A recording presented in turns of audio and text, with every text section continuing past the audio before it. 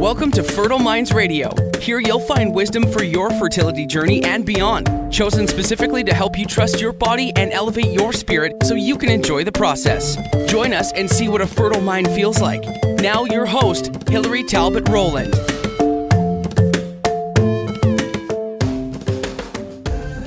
Episode 26, HypnoFertility. Our guest today is Lynsi Eastburn. She's a board-certified hypnotherapist and a certified hypnotherapy instructor through the National Guild of Hypnotists and holds a master's degree in depth psychology. Lynsi has worked in the mind-body healing arts for more than 25 years. She and her husband Drake have a full-time global practice and training facility, the Eastburn Hypnotherapy Center and Eastburn Institute of Hypnosis. Lynsi is the creator of HypnoFertility, a specialty program she developed through thousands of clinical hours spent assisting clients in becoming pregnant, many having been told that they had a 0% chance of ever having a baby. She is an award-winning author of 3 books, with one more in the works entitled Waiting in the Wings, The Pink Starlights. We had such a fabulous talk about how belief systems can become a block when trying to fall pregnant. We discussed the concept that many times those beliefs were put there by someone else and her system for unraveling them. We touched on the idea that just because you could doesn't mean you should, especially when you're in the thick of parenting. And we talked quite a bit about her 3rd book, It's Conceivable, The 3 Keys to Conception, which I absolutely loved. While I was reading The 3 Keys to Conception, it became clear that we share many of the same mentors and teachers, and I got super excited. Her book was chock full of reference and reverence for Marion Woodman, the great Jungian analyst,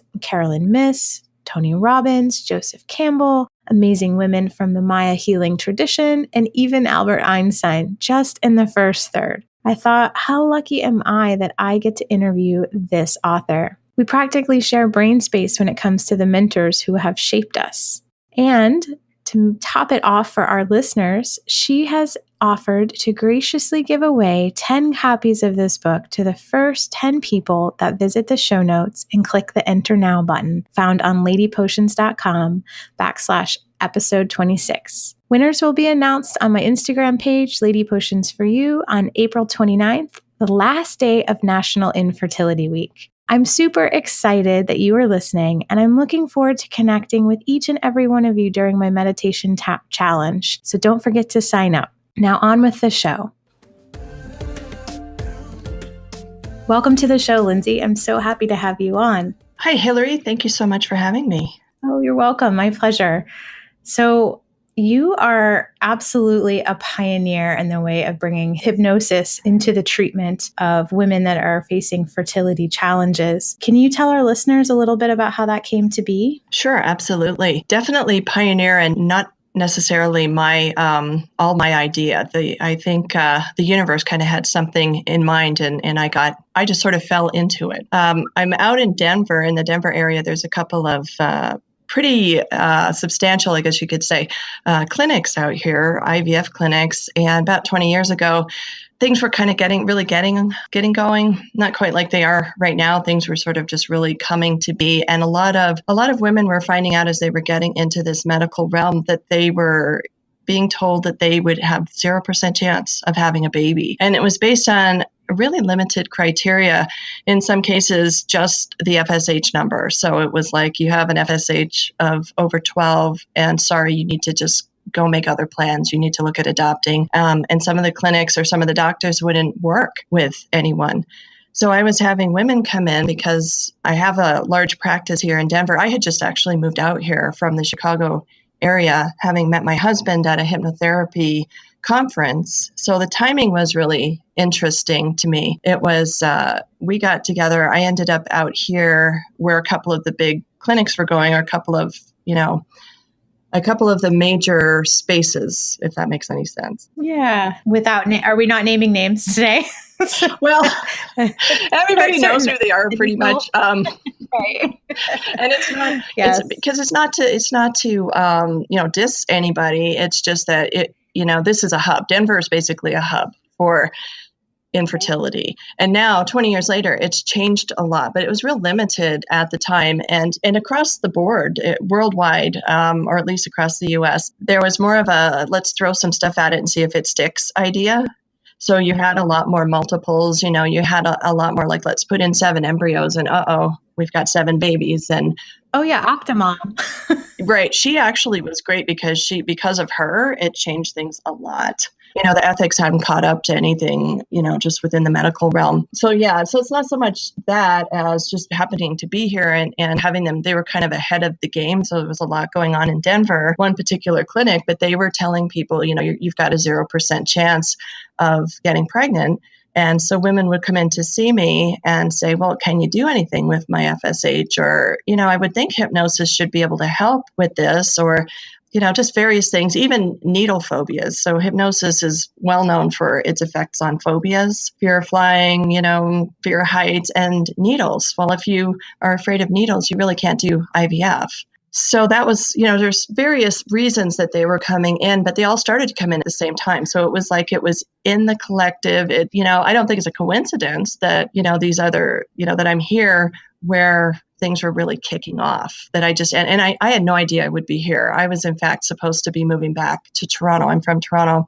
I was living in Chicago and I was supposed to be going that way. And I ended up over here because of this, meeting of my husband over this quick weekend in New Hampshire. So it just changed the course of my life. So that's really kind of the interesting thing about ending up out in Denver and then all of this coming to me out of nowhere. I mean, this wasn't a specialty. This wasn't even an option when I did my training to do hypnotherapy for fertility. It's not that you can't do it, because a hypnotherapist should be able to work with whatever issue comes in. It's just there wasn't any awareness of it. There was hypnobirthing and there was, just hypnosis for smoking and weight loss, but there was nothing about fertility. So it was kind of a few things coming together, whereas it was people coming in and asking me about it and me noticing what was going on and seeing these night and day responses for people and seeing all these babies show up, which to this day, in a lot of cases, they're still called anecdotal babies. But my clients like anecdotal babies. They don't seem to care if they're anecdotal or not. Nope, they cry and laugh just the same as real babies. I guess they are real babies. They smell good, and they smell good. They're cute. So there was kind of that. I think we had a lot of a division at one point between, the medical realm and the spiritual or the emotional mental realm. And that kind of came together. Hypnosis effect on the nervous system, I think, had a lot to do with helping women to get pregnant. And I was just always interested in it, even when I was a little kid. And I remember this day, I was in the car and they announced on the radio, and I figured this out, I was somewhere around 9 or 10. But I remember them saying, Louise Brown was born in England. She's the first test tube baby. And they said a little something about that. And I thought, oh, this is amazing. Now, no woman that wants a baby will ever have to not have a baby. And I'm like 9 or 10 years old. And what do I care, right, about whether or not women who want babies will have babies? But I did. It struck me. And so when this started to come my way, I started, how you have hindsight, and I started to see where I was being led to it over the years. Oh, yeah. It sounds like you were just in alignment to hear and be pushed into your calling. I had a very similar experience. This is all hitting home for me, for sure, listening to you. It is kind of interesting. And I will tell you, as these babies started, like as women were coming in, and even if they had done IVF before and had, it had failed and they had come in, they were saying they were feeling better. They weren't noticing the mood swings. They weren't having the pain that they'd had before, maybe from some of the physical either issues or treatments, that kind of stuff. So that was interesting. And I just wanted to know more about it. And I was really amazed to find a lot of practitioners didn't care. I cared. It really mattered to me right from the beginning. It was like, this is interesting. I want to help these women have their babies, because women would tell me they could feel that they had a baby. And so they just couldn't reconcile the information they were getting from a doctor, but a doctor's an authority, right? And they're supposed to know to get an absolute 0%, you're just not going to have a baby, period. And I don't know, that just never fit for me. Nothing extreme like that has ever fit for me. But I've had people say to me, why do you do that? There's enough kids in this world. This world is overpopulated. Why would you want to bring a baby into this world? Well, I work with women who actually want their babies, so there's that. And, I mean, that's just the way it works. Babies are coming into this world. I mean, it's part of, just being a part of this planet. It's life. And there's a lot of unwanted babies. And yeah, there might be some population stuff going on, but it doesn't matter. So being able to work with these women and help them to realize their dreams sets up such an appreciation for these little kids that are coming in. And it's not that we don't appreciate our children, but when you go through something like this, there's just that much more of an awareness of it. So I think that's where I end up being the pioneer, because it just felt really like it was something I wanted to do and focus on and say yes to. That's incredible. I think if more people were in alignment and quiet enough to actually say yes to those whispers, the world might be a little bit of a different place right now, right? Yeah, exactly. And it's shifting and changing. And these babies, I'm sure, just definitely, play a part in that. But you know how it is with working with your clients, and they get so much, I call it abuse. I mean, just flat out. And a lot of it is ignorance and insensitivity. But for people to say, well, I guess you just can't have a baby, or, well, move on, or, that's God's way of telling you. And it's just things that nobody would say to anybody else in any other circumstance, but that they feel free to say to somebody who's struggling with fertility issues. Right. And yeah, so much of it is projection of their own stuff, but it doesn't matter when you're the one that it's being thrown at and you're, hormonally hijacked on meds and, raw.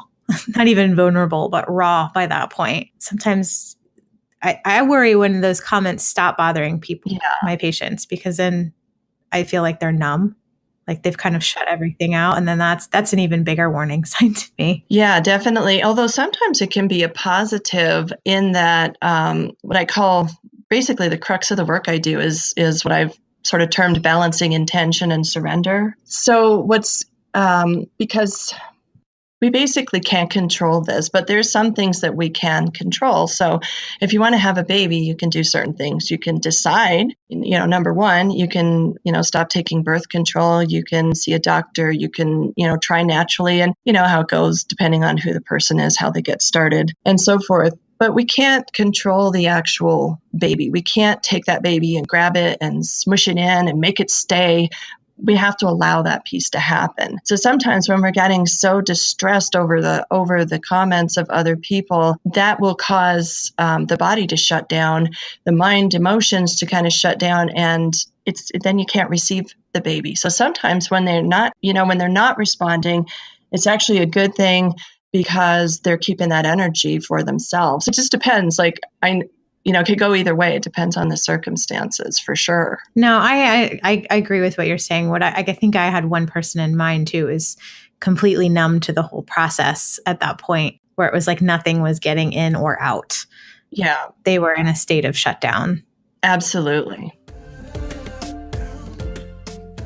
So I definitely want to go into a lot of the pieces of one of your books. You're an award-winning author.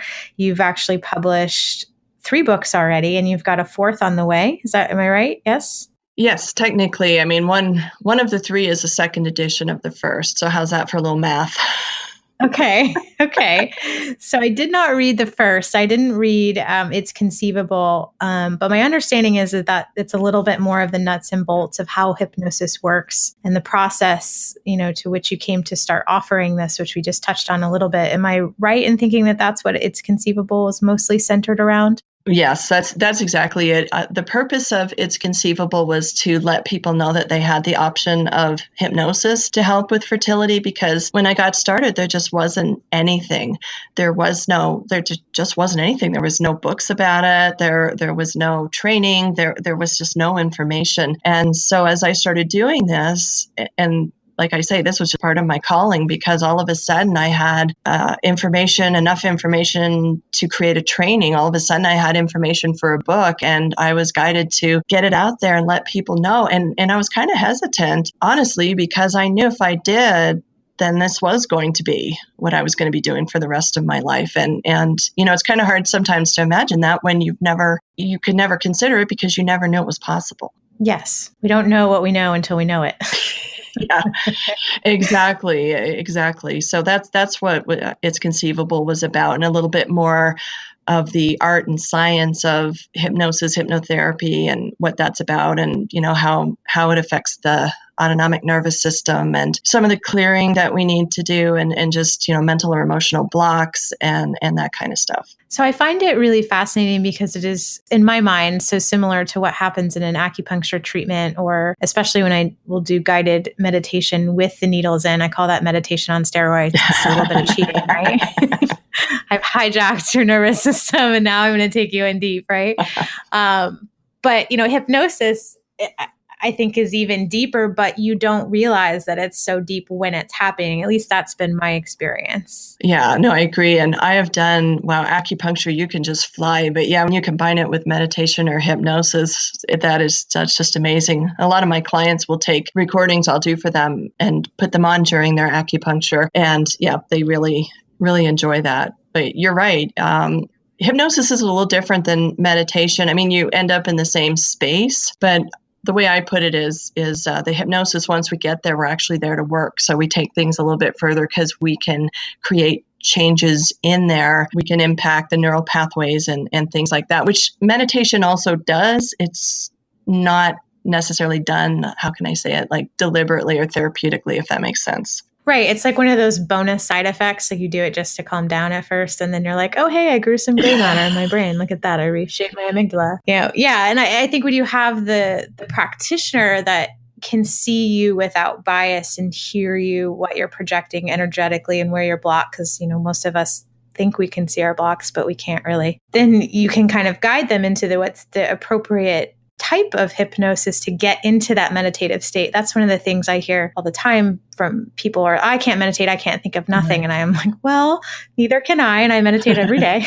It's rare that I think of nothing. So I think that having that person there that can guide you a little bit faster towards that deeper state of relaxation could be really beneficial when you're kind of seemingly racing a clock, at least from the patient's perception when it comes to fertility. Oh, definitely. Yeah, the whole clock thing is...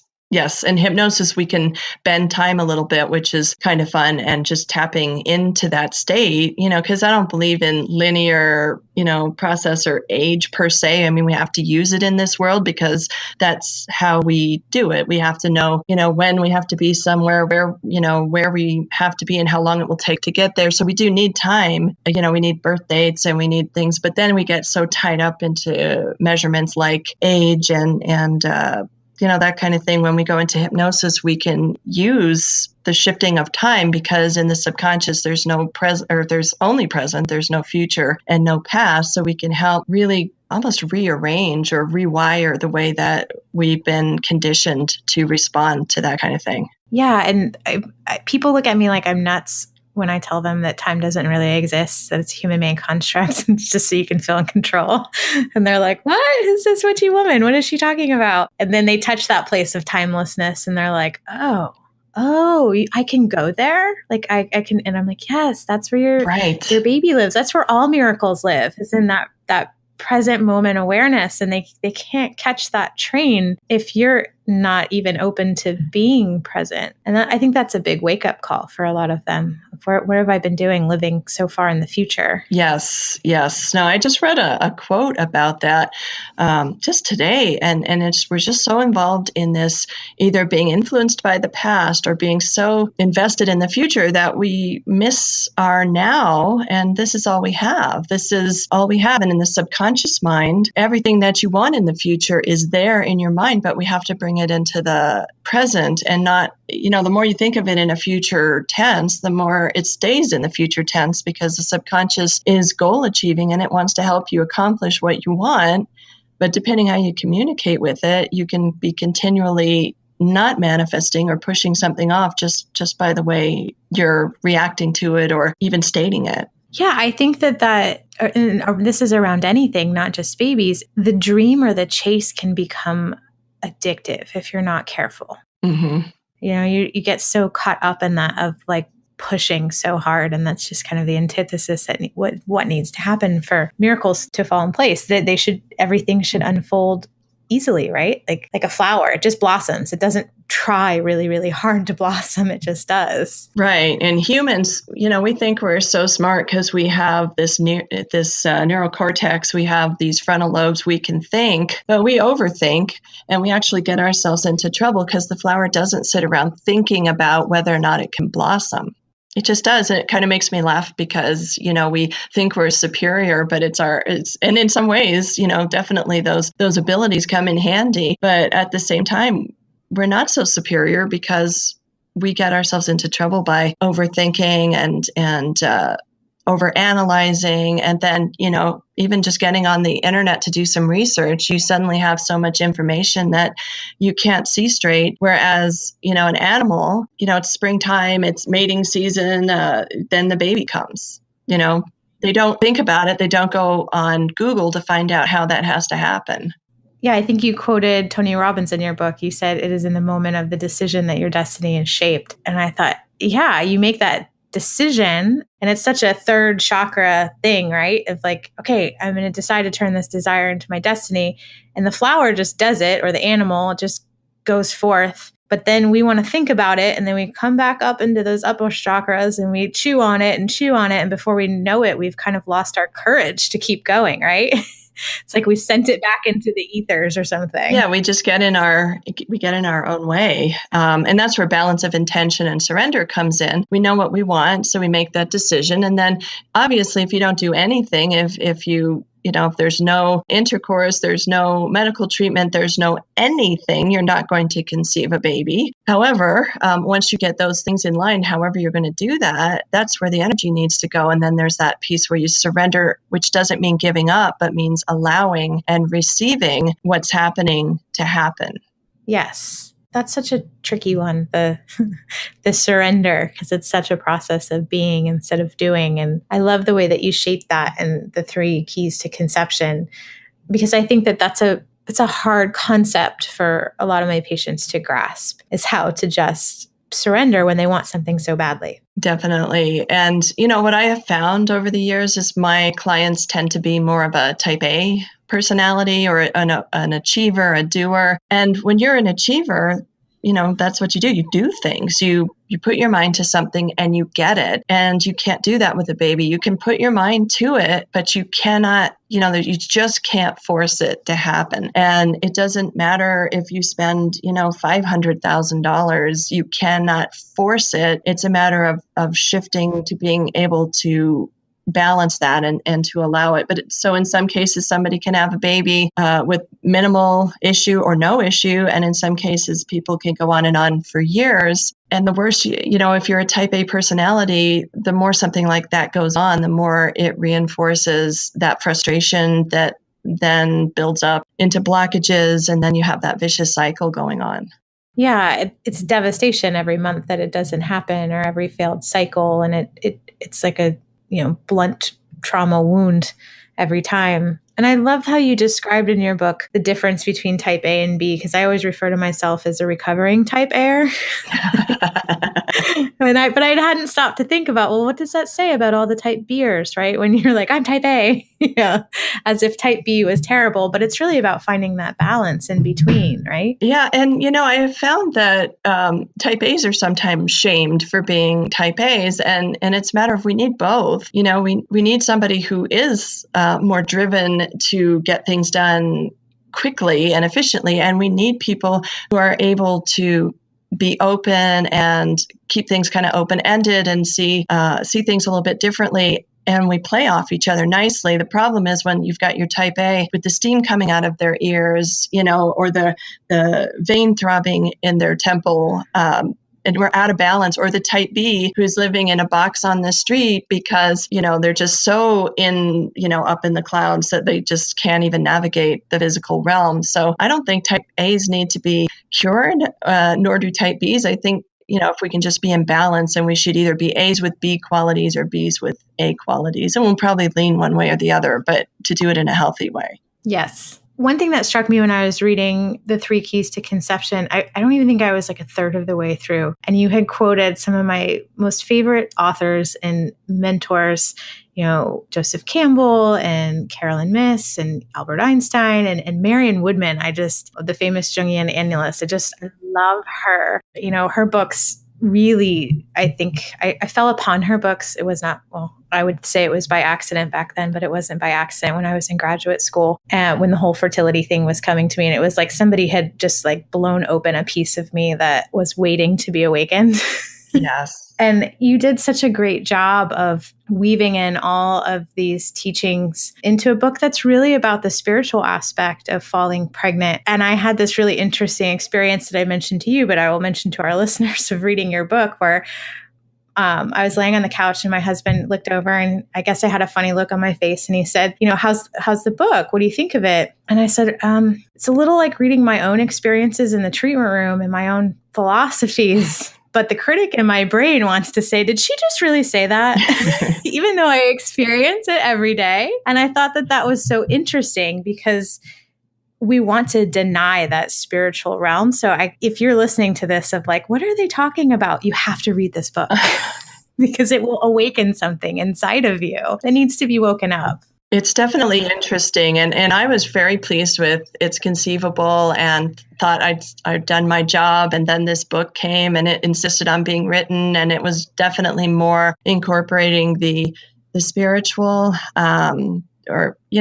the sort of, I talk about it in the book, calling things sort of the 5 o'clock world, that are the everyday accepted things that we expect, And then there's the piece that's hidden or unseen, and that wanted to come through more. And I was finding women were having, spiritual crisis going on in some cases, because whether it's about religion or spirituality or the emptiness inside, I mean, when these babies aren't coming through, it's challenging, and it can really just knock you right down to have to look at things you never would have even thought, even existed in some cases. When people who have a religious background, let's say Catholic, and it brings them comfort and it just fits for them. All of a sudden is God punishing me? What have I done wrong? And then the disconnect happens, and then that's miserable. And then that impacts the physical aspect of it, and then same with any type of spiritual belief whatsoever, like just an idea that there's something beyond what we can see. And this is what this book wanted me to talk more about. Well, I think it's so courageous that you did, and groundbreaking. And I think that it really speaks to kind of the waking that I see in a lot of women, just in consciousness as a whole. I think more people are waking up to these ideas. And if you've had fertility challenges for any length of time past 6 months, I think you can really relate when I say that it is, no matter what your belief system it is a race of spiritual endurance. Absolutely. That's a good way to put that. Yeah. I mean, I think that came from Carolyn Myss. I can't take credit for that. I was from her, listening to her, being in her presence and going, oh, that's what fertility is. Yeah. Yes. Her stuff is fabulous. And it really does. Well, fertility is a manifestation of various spiritual, what could you call it, crosses to bear, so to speak, or experiences that we have to go through. People have different ones, but you can really see it when you listen. Like Carolyn is not talking about fertility per se, but it just fits, the energy and just all that she talks about, it just fits. If you're looking at it from a fertility standpoint, it sounds like that's exactly what she's talking about. And, and that's just, I think her teachings are timeless. And hopefully this book goes on to be a timeless teaching in the world of fertility too, because it does talk about some things that you won't find every day. And so part of what my brain had, shall we say, initial resistance to, was because it's part of who I am, was when you started talking about indigo children and rainbow children and crystal children. And I had actually, I know what those are. And like you, I was so glad to hear you explain, I never wanted to know what these are. I thought it was like an excuse for bad parenting. And I was like, yes. Yes. I identified with that deeply. And then I realized oh, your resistance is because you are the indigo child.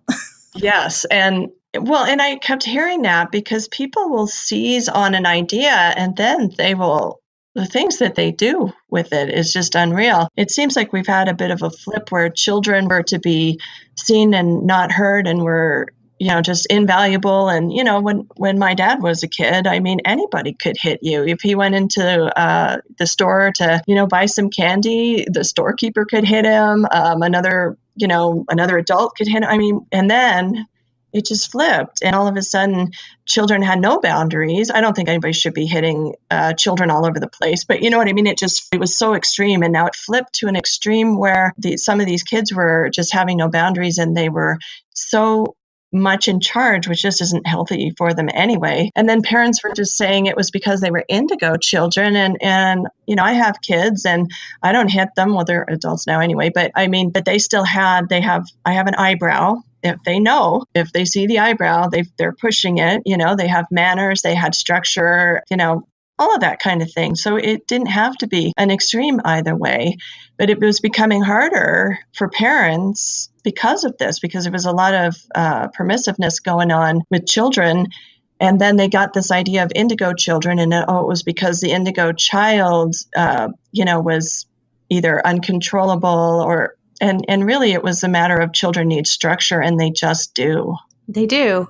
So not to bring her up again, but Carolyn missed that last time I was in a classroom with her, she went on a tirade because there was so many women that they were bringing up their issues or having questions around their children. And she finally slammed down our book, and she was like, when did this happen? She was like, when did you guys start to care about your children liking you more than raising them and teaching them to thrive?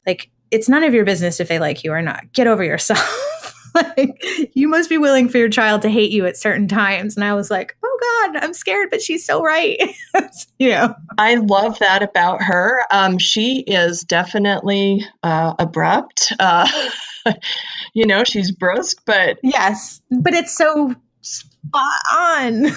Well, I need that. I mean, I love listening to her sometimes because you can get into this. It comes more of a new agey type of warm and fuzzy all the time, but we are navigating a physical world, where spirits having a human existence, but we are having a human existence. And, the human parts of us need certain things. And I do like that about Carolyn Mace, that she'll say it. And that's kind of where I'm coming from too, because I just thought, it's hard for me. Now my kids are in their 20s, so it sort of depends on where they are, but it was hard for me to say no. It was hard for me when my son's friends were all outfitted in snowboarding gear that cost over $1,000 at one shot. And for me to say no, whether or not I could do it, it wasn't about that. And when my oldest son's friend got his car, he got a Lexus, right? It was a hand-me-down Lexus, but it was a Lexus. My son we paid $1,000 for I think it was a 1989 Oldsmobile of sorts, where the windows didn't roll all the way up at the back. And we said, we're going to get you this, and you're going to pay your insurance, and, you're going to start from here. And, but, he was so insulted that we got that for him, whereas his friend got the Lexus. But ultimately, when you look at things now, it is just amazing. And he's even told me, he's like, I'm so glad that you did that, because his one particular friend is just, still kind of lost, and they're 28 years old. Yeah, it's the curse of privilege. You want to give to your kids, but when you give too much, they don't understand work ethic, and they don't understand how much something means to them. And in a strange way, I feel like sometimes fertility challenges, we were talking about kids, of course you want your kids, but if you had to work a little bit harder for it, sometimes there's this just extra reverence or sweetness in that relationship that it kind of had to be cultivated, even though it was painful while that was happening, right? Yeah, definitely. And I think, it becomes because we get into trends. It seems to be the human condition, but we get into trends. And the trend had become to just overindulge children. And, I think loving children is not overindulging children, caring for them, providing for them, letting them, have a say in some things, letting them know that they matter, not undermining them and berating them. That's awesome. But then at the same time, when they're getting toys every day, when they don't have to pick up anything, when they go to bed when they decide, when they can't share, we're causing a problem for children as well. And honestly, I think some of that actually sort of bled into some of the fertility issues, because people would see the children like this and just say, oh my God, I can't be a parent. I don't want to parent that. Right.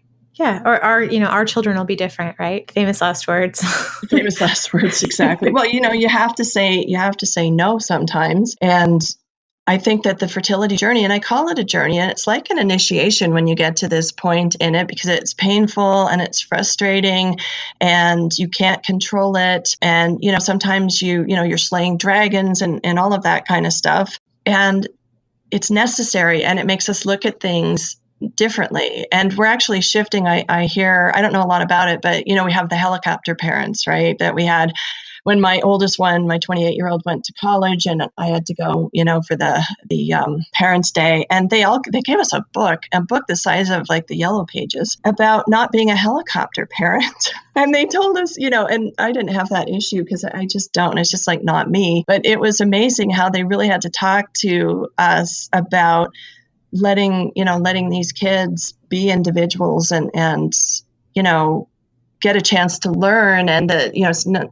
everything is not the teacher or the professor's fault. And there's a lot of that going on, but there's also these now tiger parents, as they call them, but they're more into a balance. So I guess now we have the helicopter parents and the tiger parents and the Indigo Children. We got labels all over the place, but now it's more of a respecting, loving and respecting your child, but also setting the boundaries and giving them the structure and helping them to have the responsibility. And I will tell you, just interestingly, some of my clients that I will see a lot of are teachers and guidance counselors or school counselors, because so many of these helicopter parents put so much blame and expectation on these people that they're under incredible amounts of stress.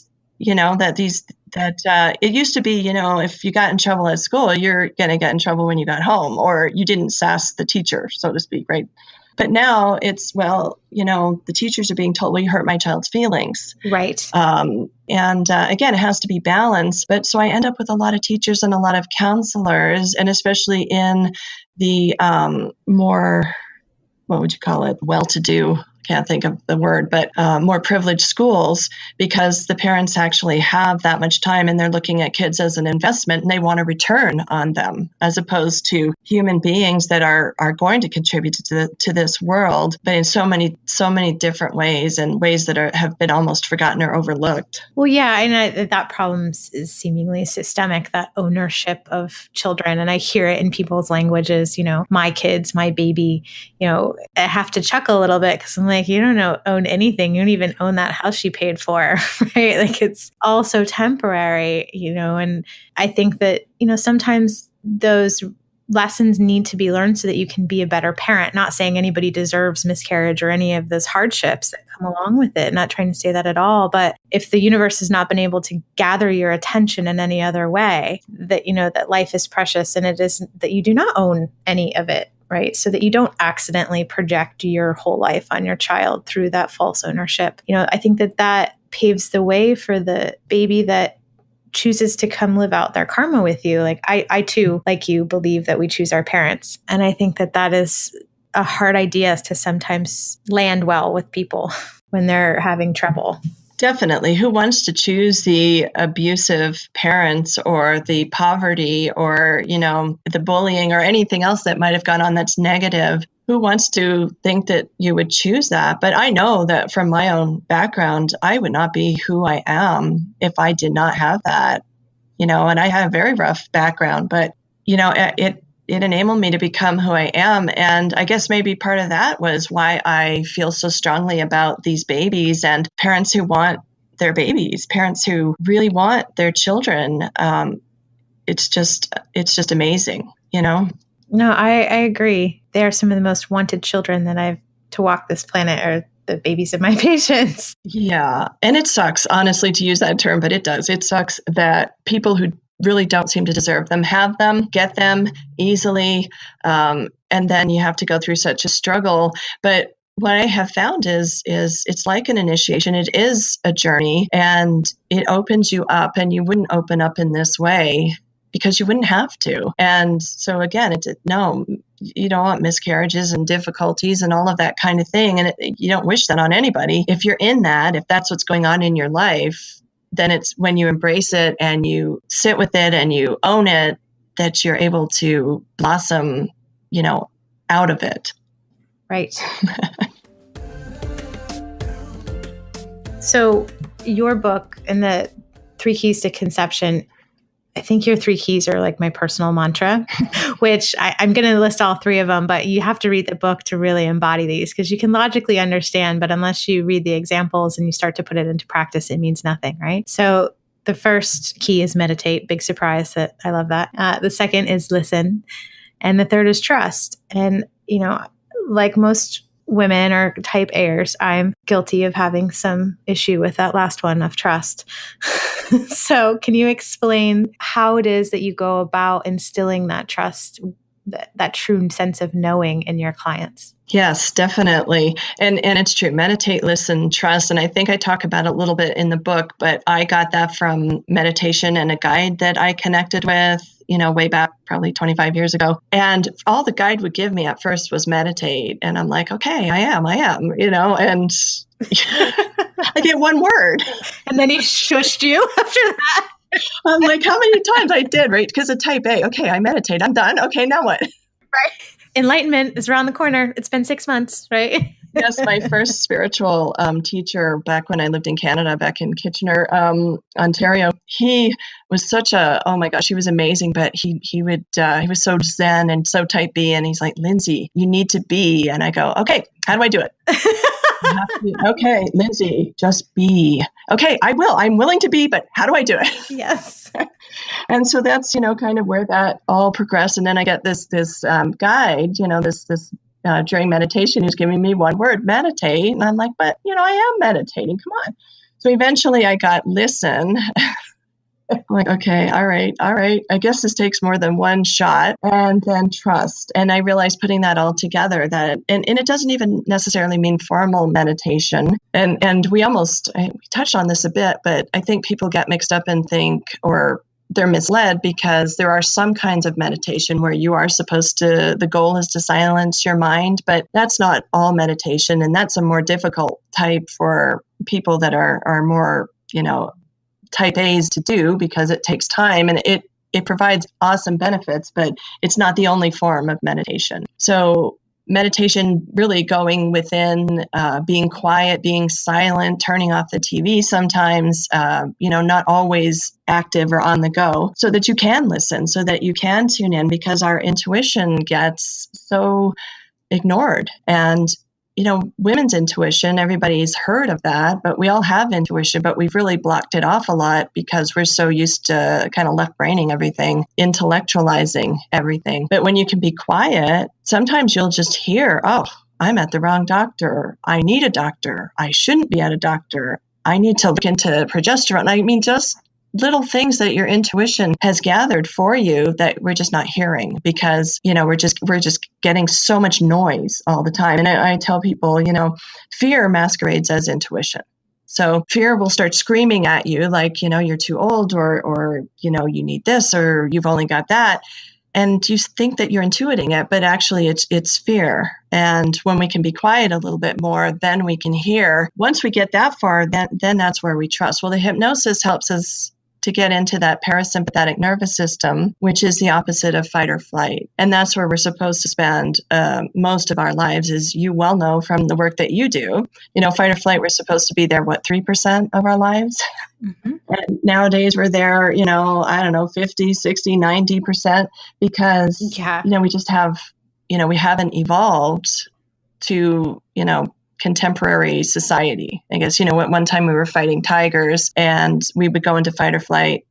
We fight the tiger, we run, or we get killed, but it's over, And now the things are just ongoing. So we're in fight or flight so much that we can't listen, because there's fear screaming at us and masquerading as intuition. So we just can be kind of a jumbled up soup sometimes. So the hypnosis, in helping on one level just to access the parasympathetic nervous system, that's also known as feed and breed for a good reason, helps us to then be able to listen and trust, because once we're quiet, we can begin to almost rewire ourselves. I mean, I use that term. I don't really like the term, but at the same time, it's an effective term. And hypnosis we can use to rewire the neural pathways and to shift those. It's easier to think familiar thoughts. So the thoughts that we think all the time are the easiest ones, and they'll be our default. So when you're trying to fight against negative thoughts or fearful thoughts, as soon as you get distracted, they're going to take over. Whereas the hypnosis can help us to break those habits or release blocks so that we can shift into the direction we want to go. And that does enable us to trust. Then that makes trust our default instead of negativity or fear. Yeah, it's that default screensaver that's playing, 70% of repeat. It is quite enlightening when you do get quiet enough and meditate enough to have an observational quality of mind to realize somebody else put those there 9 times out of 10, that you don't even believe that anymore.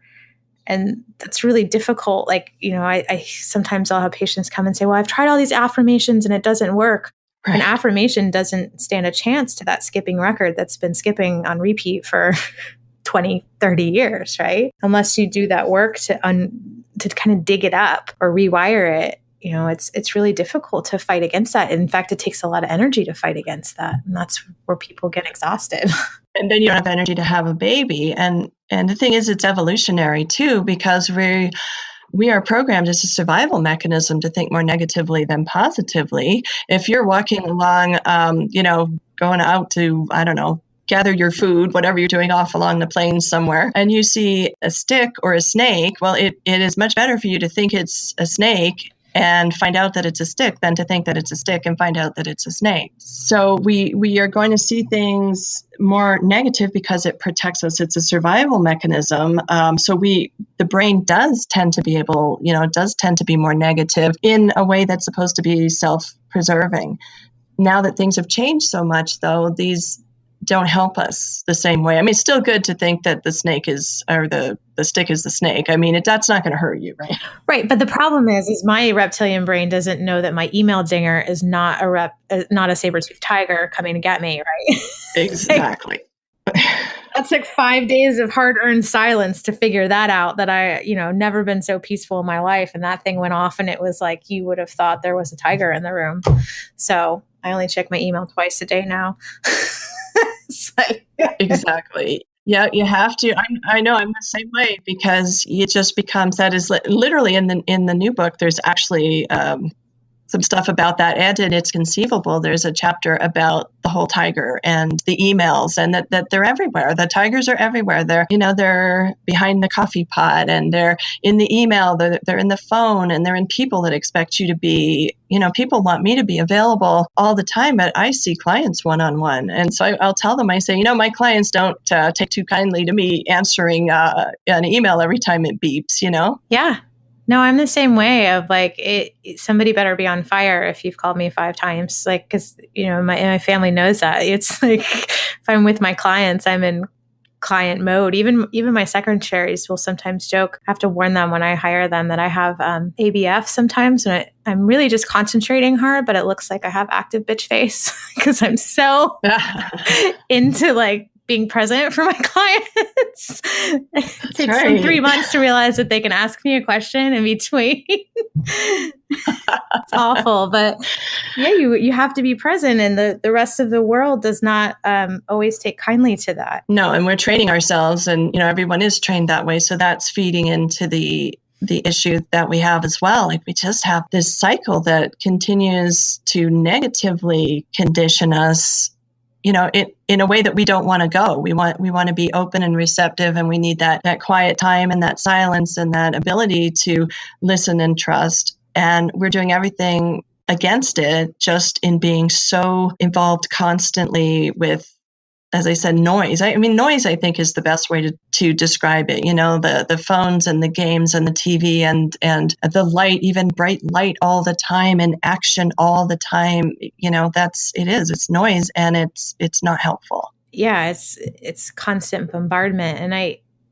do kind of wonder, being somewhat empathetic but learning how to control that. But I wonder how much more the noise affects people that are empathetic, because if you can feel the intention behind the quote unquote noise, the thought in the email, or if it's constantly coming at you. And if we're just kind of the beginning of Indigo Children, and in your book you talk about children kind of generationally getting more and more sensitive, and as they have to be able to change the world, what is it doing to them? Right. And yeah, empaths, definitely, we can feel that. And that's where we have to protect ourselves more, because we just absorb so much when we just even go out to the grocery store. And these kids, I talked a bit about the indigos, but once I got beyond them, thinking that they were an excuse for bad parenting, I know we got off a little bit on a tangent there, but apparently that needed to be heard. I'm really trying to go with what needs, whatever's coming up seems to need to be said. And that's sort of my philosophy, but then the left brain gets in the way of that sometimes too. But the indigos, they were tough. They had to come in. They came into rough times. They had to go up against, the accepted norms, so to speak. This is the way it is. And to be sensitive, or to see things differently, to be rebellious, to break down some of these old paradigms.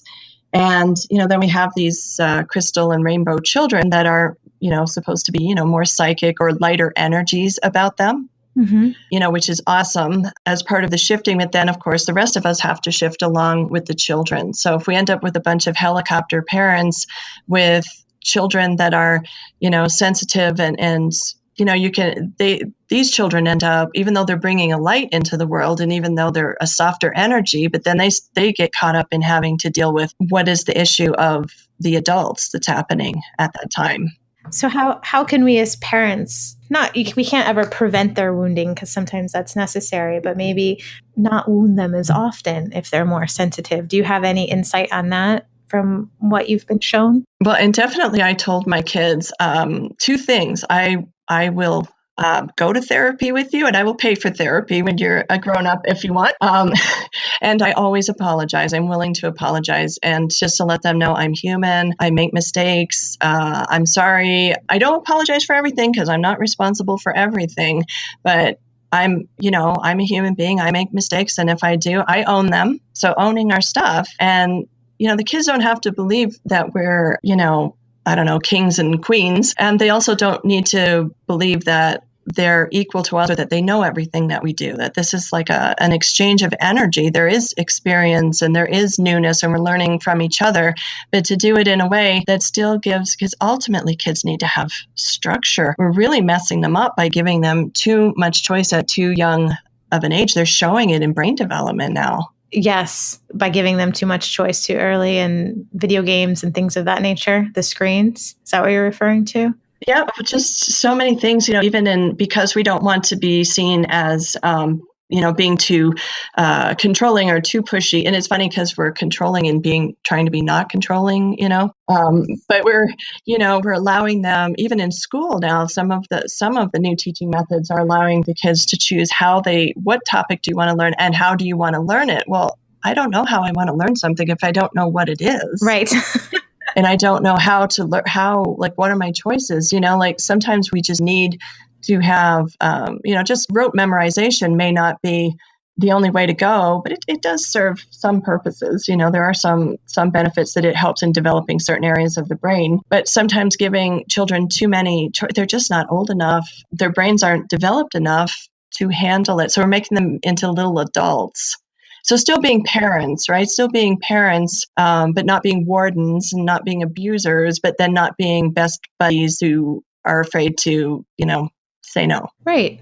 Or to put a law in place and hold it there when it needs to be there, so that you can make a choice when you're an adult with conviction. Because I feel like if you're given so much wide open space and no format or structure, then then you're constantly questioning yourself.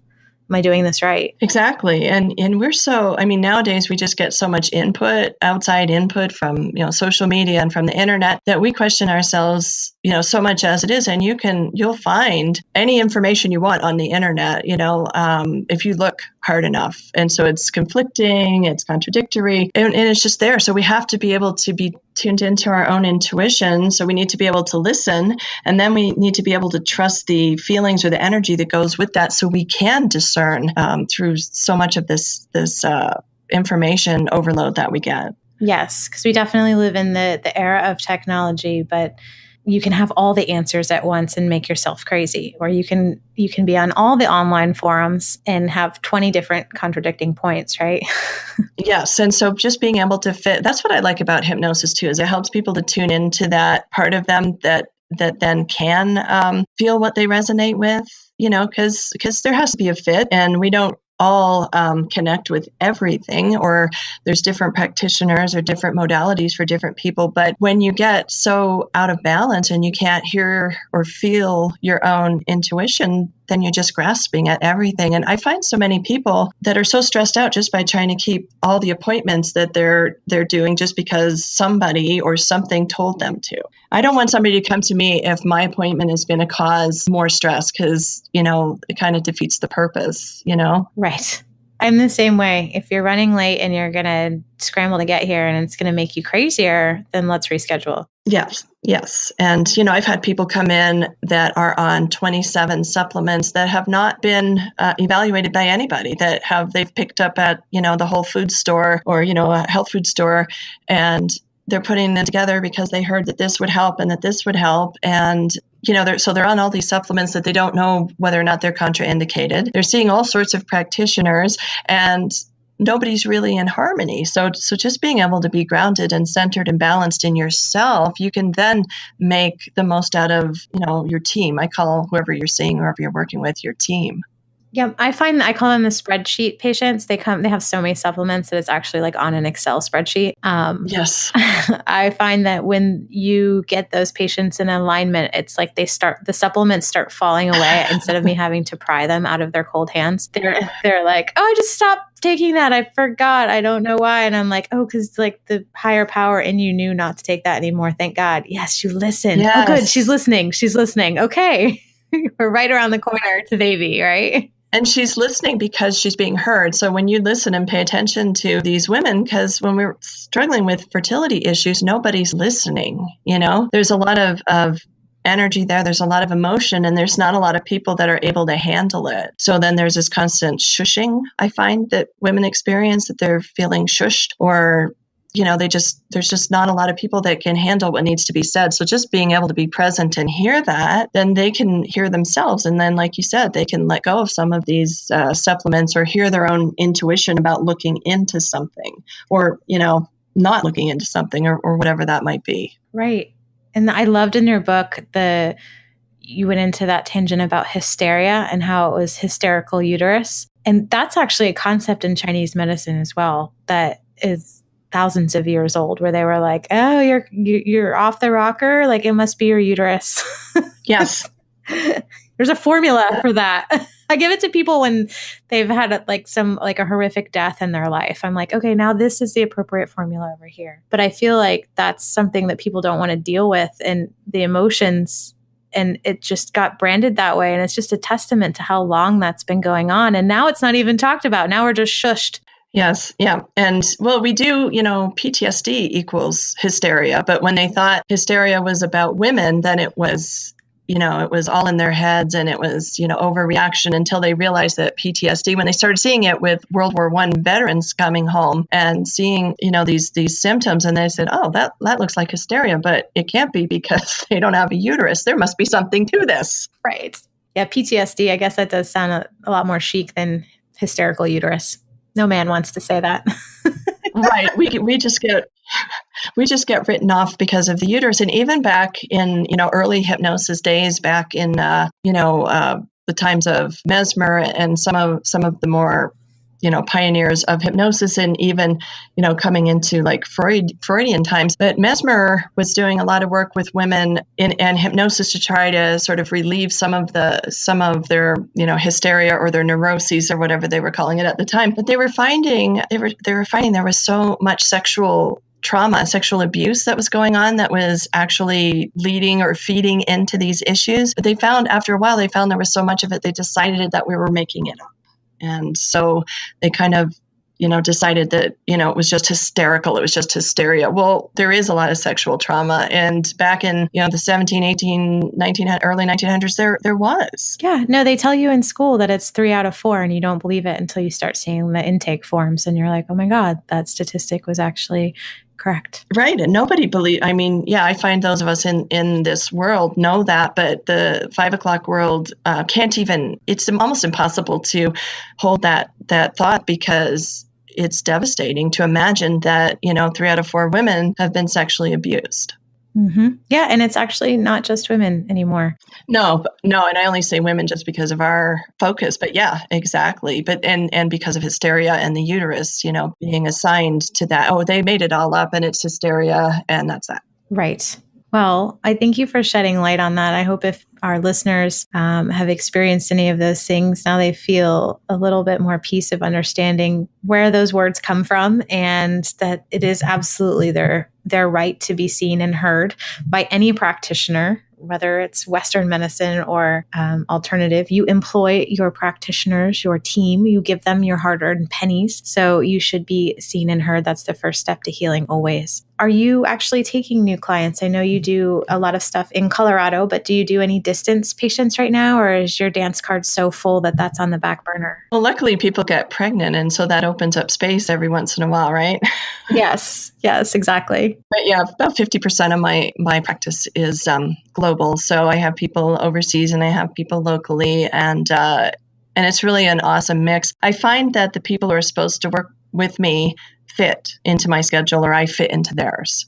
So you know what I mean? So sometimes even if people aren't sure who they're supposed to work with, looking at who they can connect with a lot of times will give them, kind of help to make that decision. So the people who are supposed to be with me, they always fit. Yep. I have the same philosophy. There's always enough. There's plenty of women that want to have babies. And thankfully, most of them do go on to have babies. So it opens up space. So how could somebody find you if they wanted to work with you? Probably the easiest way is just to look on my website. I actually have 2, but hypnofertility.com is probably easier to remember. I do have the spiritbabywhisperer.com, which kind of is an offshoot of the 3 Keys to Conception book. And it has a little bit of different information on it. It's, ultimately it's me, but it's just got a bit of a different focus. So either one, hypnofertility.com or spiritbabywhisperer.com.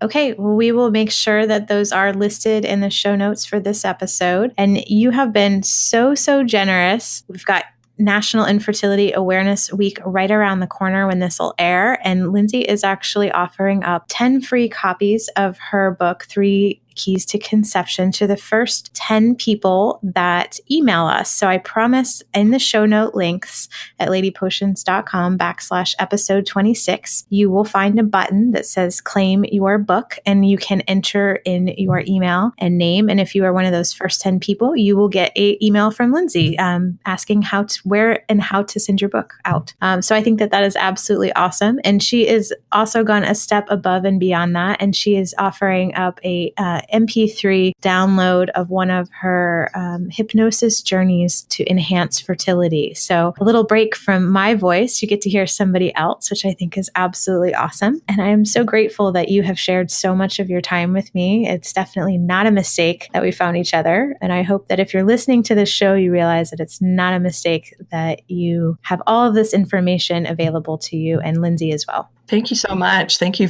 this has really been fun. And it's always interesting to kind of see what's going to come out, isn't it? Yes. Sometimes it's why I try not to be so super structured, but we'll let our listeners off the hook. And then you and I can finish up and chat a little bit afterwards. All right. So to all of our listeners, bye for now. Thanks so much. Thank you. Thanks for listening to Fertile Minds Radio, hosted at www.ladyportions.com, where you'll find past episodes, show notes, and free meditations. If you've benefited from what you've heard, leave a comment or review so it makes it easier for others to find this valuable wisdom. Let's help elevate each other. Thanks for listening.